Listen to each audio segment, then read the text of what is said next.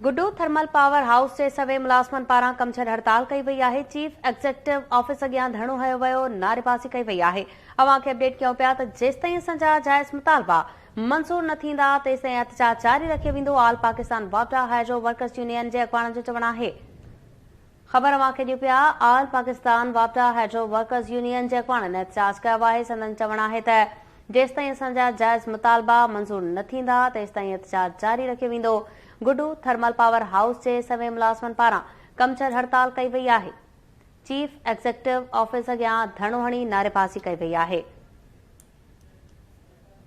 तफ़सील मालूम कंदासीं। लाइन ते मौजूद आहे केटीएन न्यूज़ रिपोर्टर शफ़क़त भयो। जी शफ़क़त, अपडेट कजो। जी बिल्कुल, गुड्डू थर्मल पावर हाउस जे मुनाफ़े बख्श प्रोजेक्ट 747 के आउट ऑफ सोर्स करण ऐं गुड्डू जे 600 मेगावाट 415 वाट जे जनरेशन जेके लाइसेंस उन जो मुद्दो न वधण खिलाफ अॼु गुड्डू थर्मल पावर हाउस जे सवे मुलाज़िमनि वापडा हाइड्रोजन जे सदस्य जे चेयरमैन ख़ादिम हुसैन बूहड़ एडी मस्तोई दोस्तरी डाणी ऐं पंहिंजी अॻवानी में जेको आहे गुड्डू थर्मल पावर हाउस जे चीफ एग्जीक्यूटिव ऑफिस ॾाढो धरणो हणी वेही रहिया आहिनि। उन मौक़े ते उहे जेको आहे 7 शफ़क़त भयो, अपडेट करण लाइ महिरबानी।